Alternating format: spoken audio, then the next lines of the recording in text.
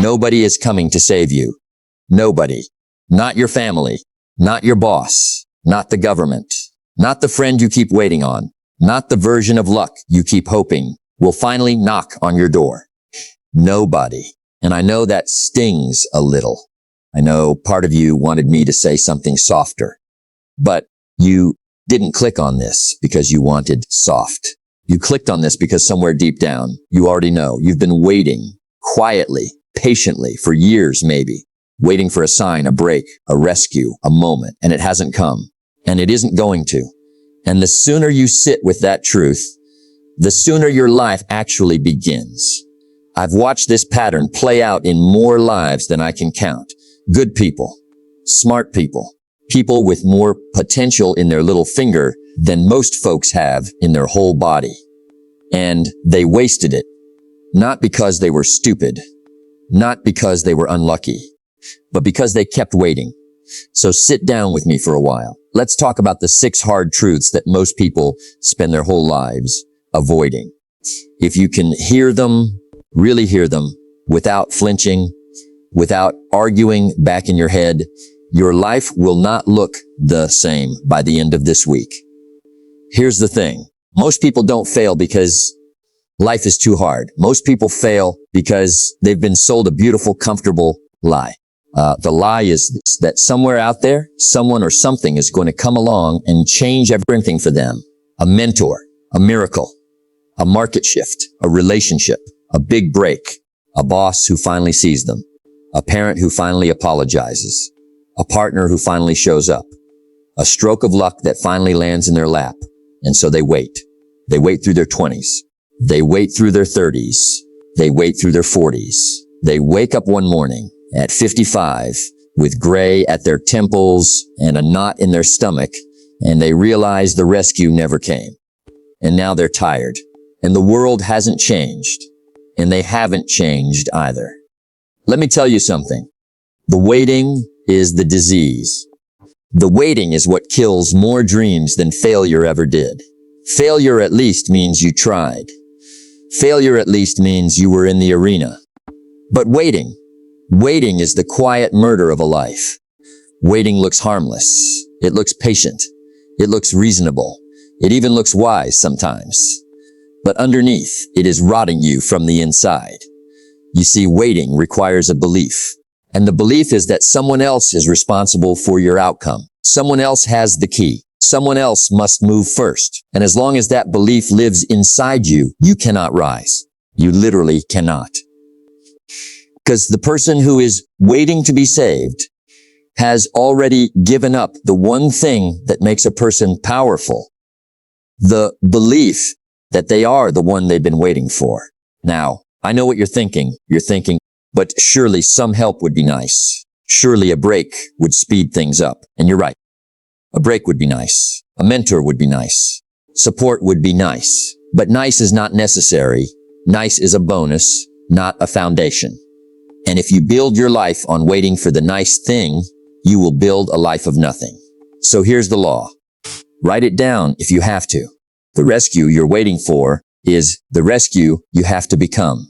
Nobody is coming to save you because the person who was supposed to show up was always you. Your whole life, from the beginning, it was always you. And the day you accept that is the day the waiting ends and the living begins. I once knew a man named Earl. Earl was a good man, kind eyes, firm handshake, worked 28 years in the same paper mill up in a little town most folks couldn't find on a map.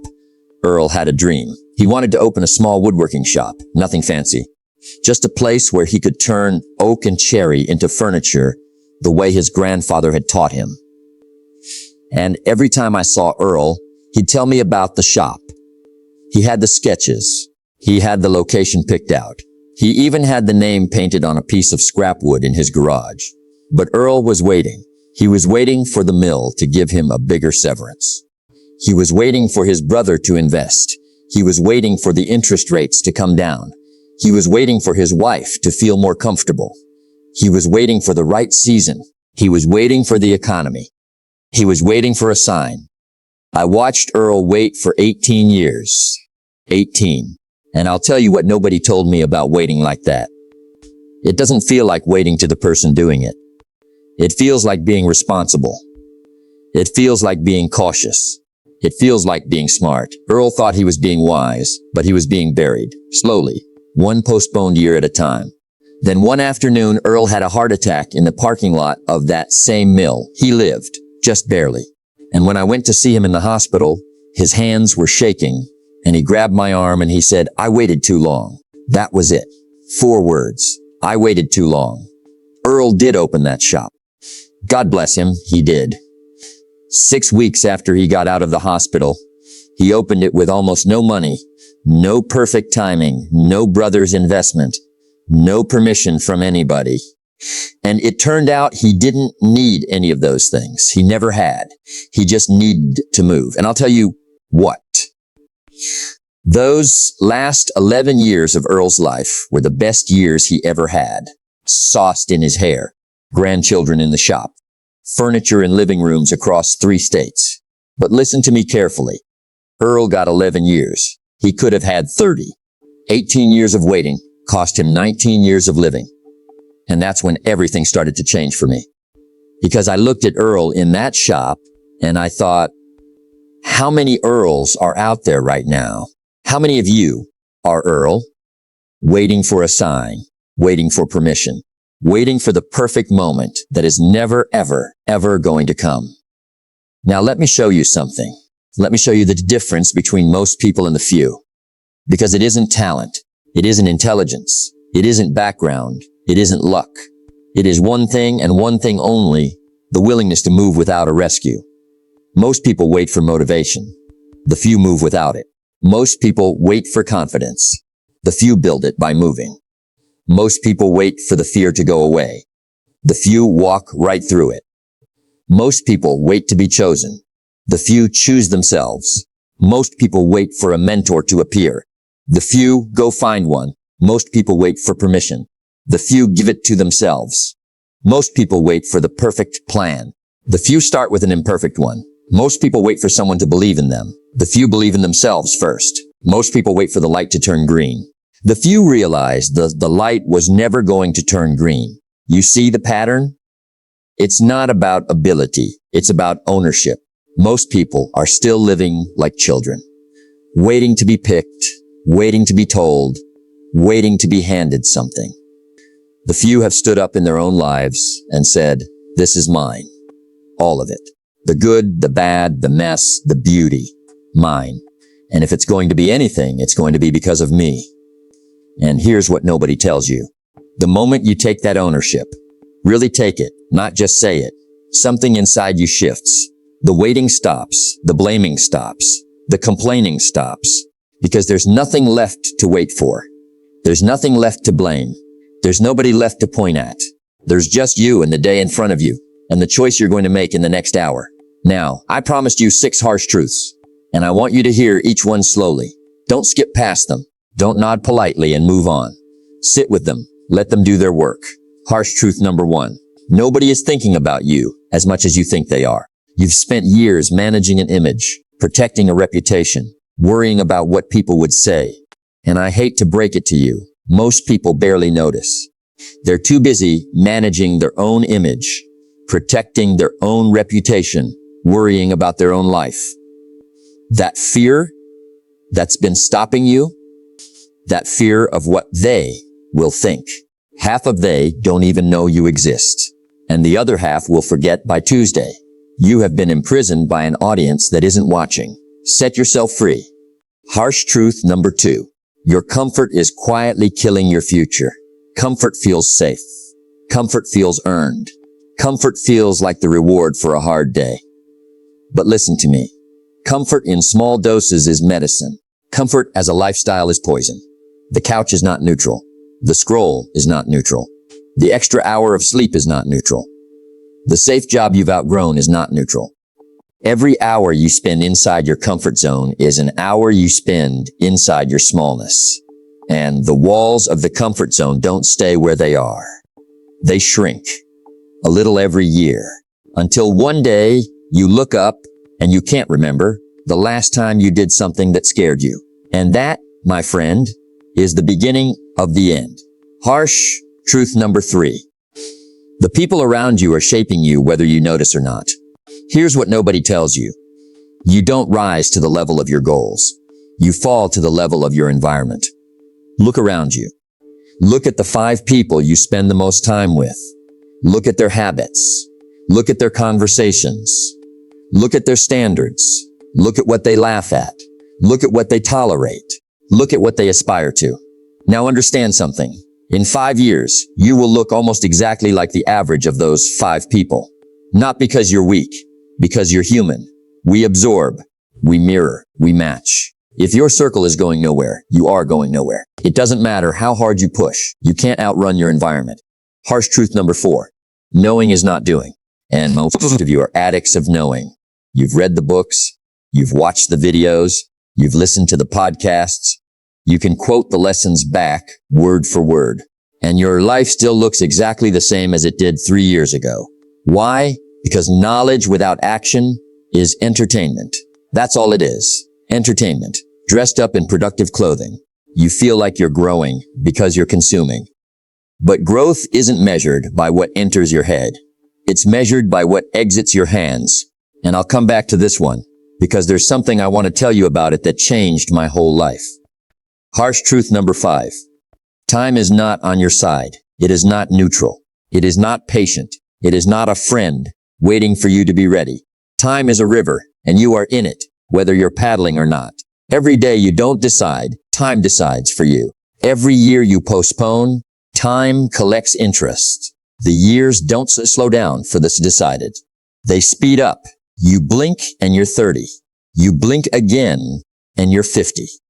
And the cruelest joke of all is that you'll spend most of your life thinking you have more time than you do. Right up until the moment you don't. Harsh truth number 6. Your life is your responsibility. All of it. All of it. Parts you chose and the parts you didn't. The hand you were dealt and the hand you played. The trauma that happened to you and the trauma you passed on. The wounds you carry and the wounds you gave. It's yours, every bit of it. And I know that's hard. I know some of you had it rougher than most. I'm not dismissing that. I'm not minimizing it. But listen, being a victim is a fact. Staying a victim is a choice. And the day you take responsibility for a life you didn't fully cause is the day you get the power to change a life you fully own. Now, some people will say, that's too harsh. But here's the truth. Soft words don't wake sleeping people.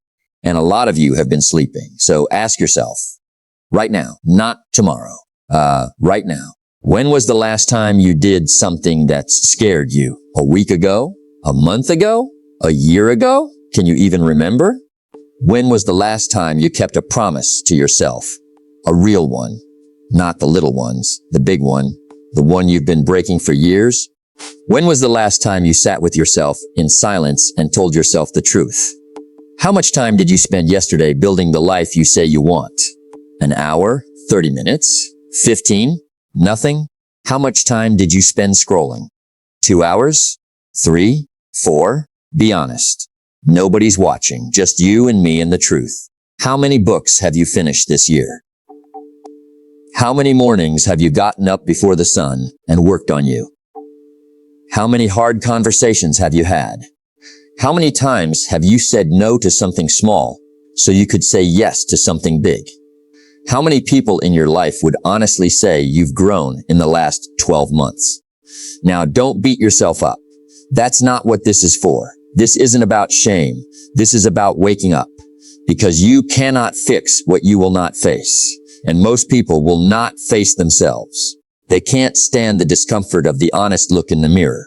So they run to food, to alcohol, to scrolling, to gossip, to Netflix, to anything that keeps the mirror covered. But you're still here. You're still listening, which means something in you is ready. Something in you already knows. And I want you to know that I see you and you're not too late. You've never been too late, but you are running out of tomorrow. Let me share something with you. Years ago, I had a mentor, older gentleman, silver hair, slow way of speaking, never in a hurry. He'd sit across the table from me and let a question hang in the air for a long time before he'd answer it. And I remember one afternoon I was complaining to him about my circumstances, complaining about my job, complaining about my boss, complaining about the market, complaining about how I hadn't gotten a fair shake. And he let me go on for a long while. He just sat there, sipping his coffee, watching me.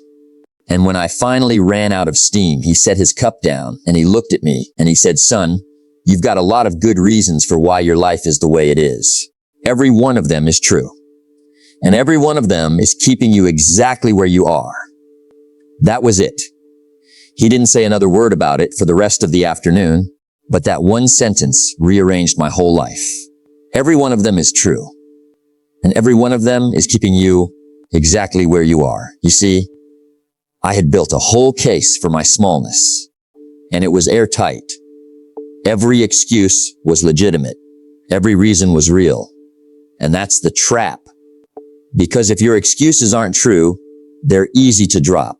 But if your excuses are true, that's when they become chains. That's when you can carry them around your whole life and call them fair. Now let me tell you about two men I knew. Both started in the same little town, same schools, same church, same football team, same starting salaries at their first jobs, same age, same everything. Their names don't matter. Let's just call them Sam and Ray. Sam took the paycheck and lived his life. Every raise, he raised his lifestyle. New truck, bigger house, nicer vacations, whatever he made, he spent. And every year, he had exactly the same amount of money in the bank, zero. But he had the truck. He had the house. He looked successful. Everybody thought Sam was doing great. Ray took the same paycheck and did something different. Ray took 10% off the top before he did anything else. 10%. Not much. But he did it every single month, without fail, for 40 years. And he read, on his lunch breaks, 20 minutes a day, not big books, just 20 minutes. And he'd take one course a year. One. Just one. And he'd get up 30 minutes earlier than he had to. Just 30 minutes to think, to plan, to pray, to read, to become. Now here's the thing. If you'd looked at Sam and Ray at year 1, you couldn't tell the difference. Year 5, barely. Year 10, Sam actually looked better, nicer car, louder laugh, more friends. But year 20, you'd have thought they lived on different planets. Year 30, Ray was a wealthy man, not just financially, every way you can measure a man. Health, wisdom, peace, marriage, kids who came home for holidays and actually wanted to be there. And Sam was tired. Sam was in debt. Sam's marriage was strained. Sam's kids didn't call much. Sam kept saying he was going to turn it around. He'd been saying that for 15 years. Now, here's what's fascinating. Neither man had a better day than the other. They had the same 24 hours, the same weekends, the same holidays, the same weather. The difference wasn't the day. The difference was the decision. Ray decided every day to plant one small seed. Sam decided every day to eat one small treat. And 30 years later, one man had a forest and the other had crumbs. That's compounding. That's what nobody tells you about your life. You are compounding right now, in this very moment. Whatever you're doing today is being multiplied over the years of your life. If you're planting, you're growing a fortune. If you're eating your seed, you're guaranteeing your poverty. And the compound doesn't care about your excuses. It doesn't care about your intentions. It only cares about what you actually did. Now, I told you I'd come back to something. I told you knowing is not doing. And I want you to sit with that for a minute, because this is where most people lose. Not at the start. At the middle, they know what to do. They've known for years. But there's a gap. And in that gap, lives are lost. Here's the truth. The gap between knowing and doing is the widest chasm on earth. Wider than any ocean. Wider than any canyon. Most people never cross it. They stand on the knowing side their whole life, throwing rocks of information at the doing side, wondering why nothing changes. And the answer is simple. Information doesn't build a bridge. Only action does. You already know what to do. Stop pretending you don't. You know you should get up earlier. You know you should read more. You know you should stop eating that. You know you should stop drinking that. You know you should have that conversation. You know you should leave that job. You know you should start that thing. You know. You've known for a long time. The problem was never information. The problem was execution. And here's what nobody tells you about execution. It doesn't require inspiration. It doesn't require the perfect mood. It doesn't require confidence. It doesn't require certainty. It just requires that you do the thing anyway. Tired, scared, uncertain, discouraged, alone, confused. Do it anyway. That's the whole secret. That's the whole game. Let me give you a picture. Two farmers, same land, same seeds, same rain, same sun.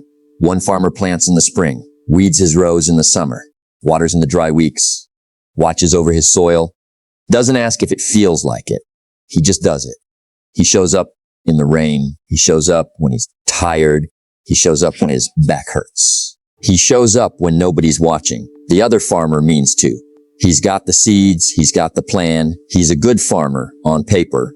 But somehow the days slip by. He'll get to it tomorrow. He'll get to it next week. He'll get to it when the weather's better. Come fall, one farmer has a harvest. The other has a field of weeds and a story about why. You are one of those farmers. Right now. In this very season. Which one? Be honest with yourself. Not the version of you you want to be. The version of you you actually are. Because harvest doesn't come from intention. Harvest comes from planting. My mentor told me one more thing I've never forgotten.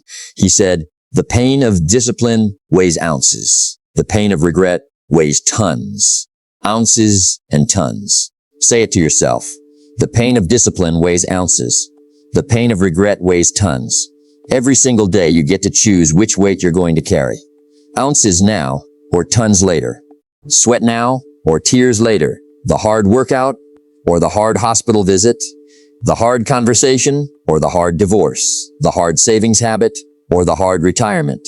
The hard book or the hard job you couldn't leave. You are always choosing. Always. There is no neutral. There is no pause. There is only the ounces now or the tons later. And here's the irony.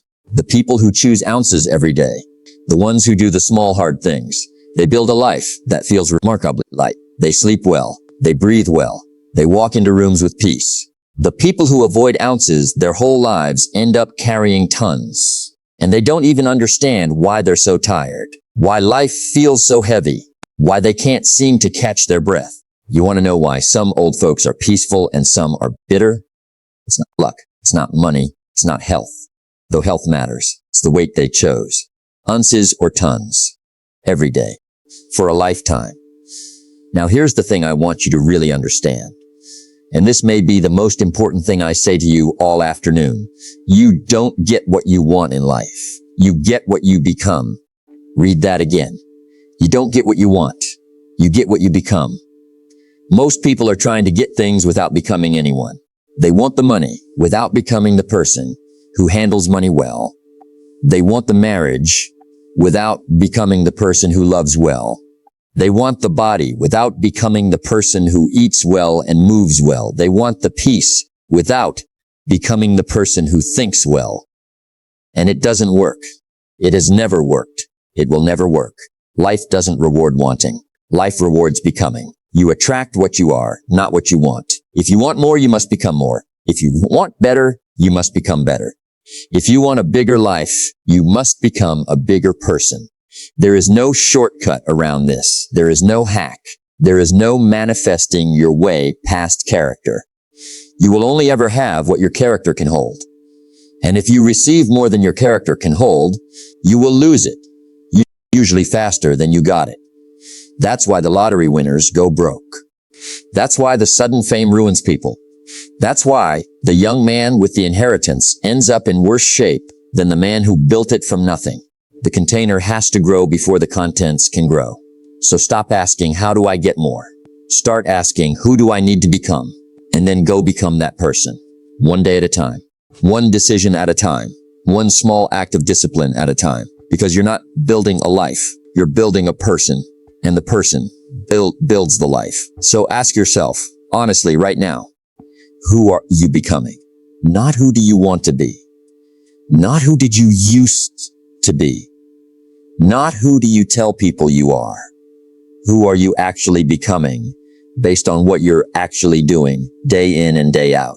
If nothing changed in your life for the next 5 years, Same habits, same friends, same reading, same eating, same working, same avoiding, same excusing. Where would you be? Look at that person 5 years from now. Look at their body, their bank account, their marriage, their kids, their peace, their purpose, their pride. Do you like that person? Do you respect that person? Would you want to be that person? Because if the answer is no, then something has to change today. Not next month, not next January, not when things settle down, today. Because the truth is, things don't settle down. Life doesn't stop being complicated. There is no calm season coming that will make change easy. There is only right now, in the middle of the storm, in the middle of the mess, in the middle of the busy schedule and the tight budget and the tired body. Right now, in this moment, this is your moment. Every moment is your moment. You've just been ignoring them. I remember a young woman I met years ago. She couldn't have been more than 24. Worked as a cashier in a little corner store. Had a baby on her hip most of the time. Husband had left. Family wasn't around. She was alone and she was tired and she was raising a child on a cashier's wages in a hard part of town. And I'll tell you, the world had given that girl every excuse. Everyone. And she had every right to use them. Nobody would have blamed her. Nobody. If she'd said, "This life is unfair and I quit," we would all have understood she had a case. But she didn't use it. I remember she had a little notebook she kept under the counter. And when it was slow, she'd pull it out and she'd read. Sometimes a book. Sometimes notes she'd taken. Sometimes she'd be doing math on a napkin, figuring out how to save $5 this week, $10 the next. Every night after the baby was asleep, she took a free online course. 2 hours. Every night. For years. She never told anybody. She didn't want pity. She didn't want applause. She just wanted out. And she got out. I ran into her about 12 years later at a business conference. She was speaking, standing up on a stage in front of a couple thousand people, telling her story. And she owned 3 locations of her own business by then. Her son was doing beautifully, and she'd remarried a good man. And I remember she said something from that stage that I've never forgotten. She said, "I didn't get lucky. I got tired. Tired enough to change. And when you get tired enough, you'll change too. Tired enough to change. That's the moment. That's the door. That's the crossing. Most people never get there. They stay just comfortable enough to keep waiting. Just miserable enough to keep complaining. But never quite tired enough to actually change. And the sad truth is, they'll die in that in-between place, complaining about a life they had every day of the ability to change. But there's one more thing I want to share with you before we finish. Because I promised you at the beginning of this that I'd tell you the inner mechanism most people miss. And I want to keep that promise. Here's what nobody tells you. The real reason most people don't change isn't because change is hard. Change is hard, yes, but that's not the reason. The real reason is that most people are more attached to the identity of their struggle than to the freedom on the other side of it. Read that again.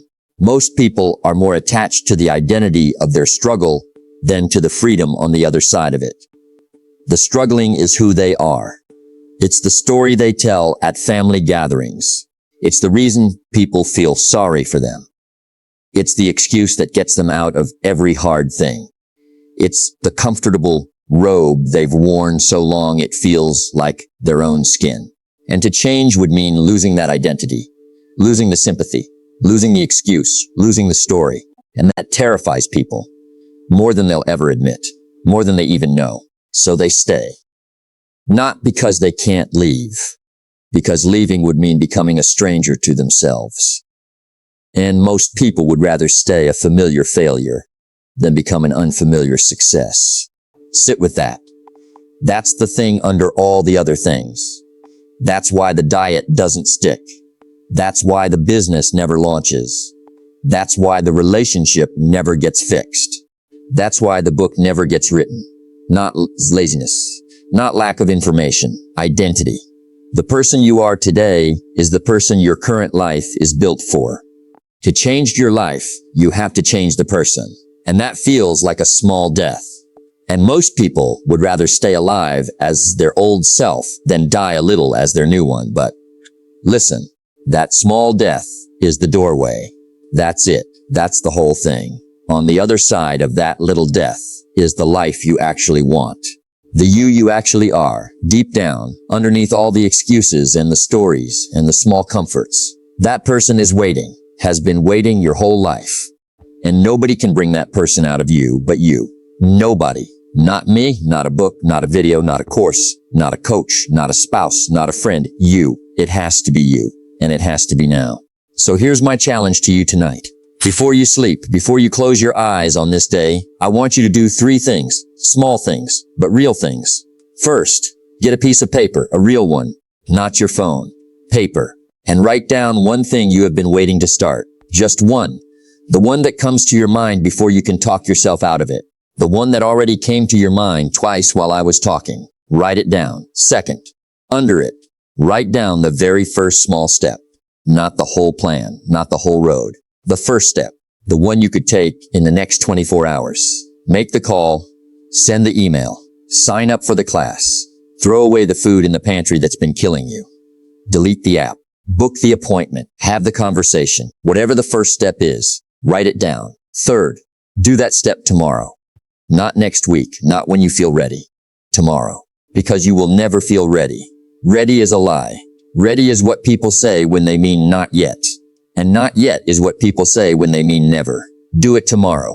Tired, scared, uncertain, alone. Do it anyway. And then do the same thing the next day, and the next day, and the next day. Small step, small step, small step. Not big leaps, not heroic transformations. Just small consistent movement in the direction of the person you're becoming. That's how lives change. Not in a flash, in a rhythm. Slowly, quietly, almost invisibly at first. And then, one day, you look up and everything is different. And you can't quite remember when it changed. But it did. Because you did. Now understand something. This isn't a motivational moment. Motivation is a match. It burns hot and fast and goes out in an hour. What I'm asking you for is discipline. Discipline is a furnace. It burns low and steady and warms a house all winter. Don't wait to feel motivated. Motivation follows action, not the other way around. Move first. The feeling comes second. Every winner in the history of the world figured that out. And every loser died still waiting to feel like it. So let me leave you with this. Nobody is coming to save you. I know. I've said it a lot tonight. But by now, I hope you've stopped hearing it as bad news. Because it isn't bad news. It's the best news you'll ever get. Because if nobody is coming, then nobody is required. Nobody has to give you permission. Nobody has to bless it. Nobody has to co-sign your dream. Nobody has to believe in you first. You don't have to wait for the phone call. You don't have to wait for the perfect partner. You don't have to wait for the right economy. You don't have to wait for your family to understand. You don't have to wait for the fear to leave. You don't have to wait for anything. You are cleared. You are free. You are, and always have been, the one you were waiting for. And you are not alone in this. Understand that too. Because tonight, all across this country, all across this world, there are others. Quiet ones. Ordinary ones. People just like you, sitting in ordinary kitchens, in ordinary living rooms, in ordinary cars, hearing these words and deciding. Deciding to stop waiting. Deciding to stop excusing. Deciding to stop shrinking. Deciding to become. You are joining them tonight. A quiet fellowship of the few, the ones who move, the ones who plant, the ones who choose ounces over tons, the ones who build a life instead of complaining about one. Welcome. You belong here. You always did. You are not behind. You are not too old. You are not too young. You are not too broken. You are not too far gone. You are not too anything. You are exactly where you need to be to take the next step. And the next step is enough. It has always been enough. Success is not something you chase. It is something you become. Freedom is not something you find. It is something you build. Peace is not something you inherit. It is something you earn. And the life you want is not somewhere out there, waiting for the right moment to arrive. It is inside of you, waiting for the right person to become. Be that person tonight. tomorrow, and every day after. Nobody is coming. So you go, and you build, and you plant, and you rise. And one day, somebody younger will ask you how you did it. And you will smile, and you will remember this night, and you will tell them the truth.